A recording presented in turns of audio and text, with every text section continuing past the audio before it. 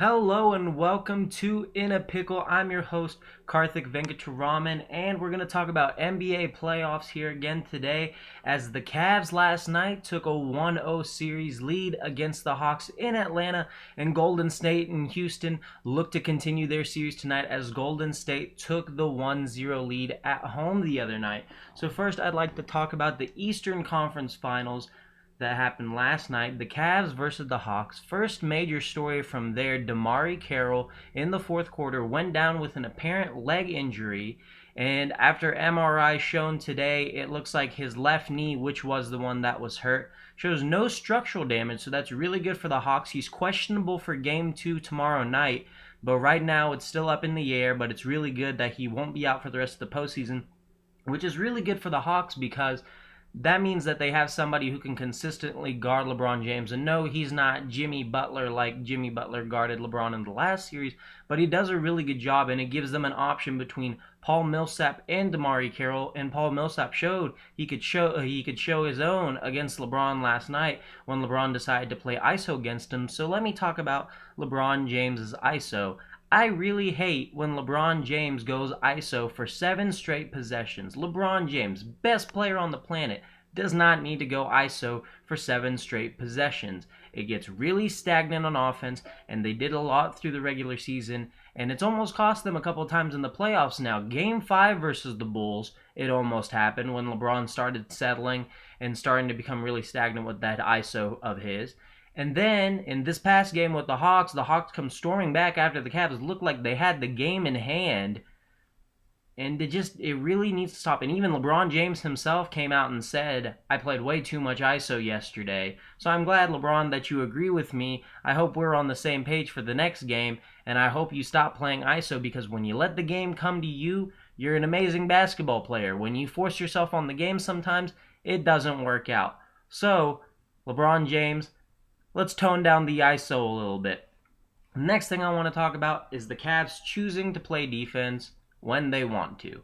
As you saw in the first half when they let the Hawks score 51 points, they could not stop the pick and roll to save their lives. And it was pretty bad. They didn't show. They didn't try and blitz the ball handler off of the screens. They switched a couple of times, but that caused a lot of matchups because Teague especially was able to get into the lane time and time again and make plays off of switches, and they just weren't very good switches. It'd be late rotations, and Teague would take it to the basket every single time. But the Cavs really choose when they want to play defense. I've come to realize this. They play some really lazy basketball sometimes, but when they want to turn it up, they can. Like, take example, the end of the first quarter last night. They were down by 7, and then I think actually they got down by 9 after Dennis Schroeder hit those 2 free throws. And then all of a sudden you could see the Cavs starting to get more engaged. And then after every quarter, they started increasing their lead more and more and getting more engaged on the defensive end and getting more active.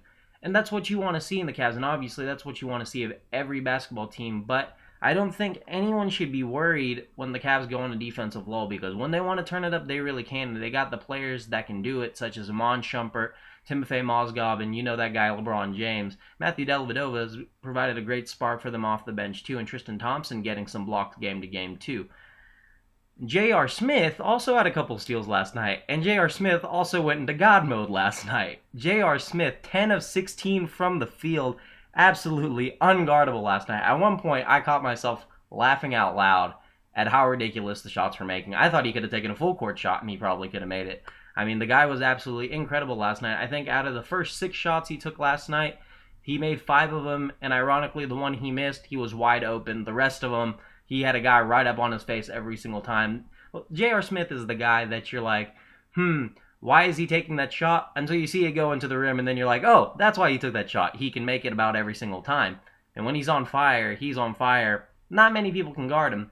A lot of people talked about LeBron James last night's 31 points. Give me J.R. Smith's 28 points. It was absolutely incredible. The jump shots he was making was insane. So now let's switch over to the Western Conference Finals. What do I look for tonight between the Golden State Warriors and the Houston Rockets? I expect Stephen Curry to have another big game this game. as well as a big game every game for the rest of the series. Why? Plain and simple, Jason Terry is not going to guard Stephen Curry. Had they had Patrick Beverley, I think it would have made a huge difference. But I just don't think Jason Terry is going to be able to stick with Steph Curry. And James Harden, even if you put him on Steph Curry, his defense has been skeptical throughout the years and even this season. And then if you take him off then who's going to guard Klay Thompson? So you have a huge problem. I think the Warriors have a big advantage on offense, and it doesn't help that Dwight Howard may not play tonight, has been practicing with a knee brace for the Rockets so far from their last game, and it's questionable, probably going to be a game-time decision. So if he sits out, I expect Golden State to win without a doubt. I still pick Golden State in this game, but the Rockets are in big trouble without Dwight Howard, who's been doing a great job of rebounding and scoring the ball lately, not playing soft like he's been criticized in the past. The final matchup I want to look at, James Harden versus the Warriors defense. Now, James Harden, he showed why he plays like the co-MVP the other night with those step-back jumpers that he was putting down after he crossed over a few. But I really look to see Klay Thompson and Draymond Green, who Draymond Green made the first all-defensive team NBA, and Klay Thompson got some votes to be on would have made the third team had he gotten a couple more votes.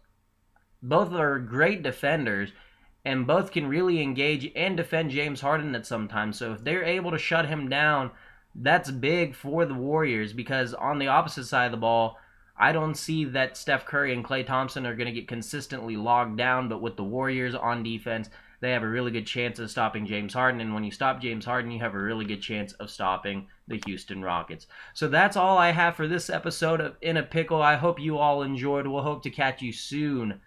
Goodbye.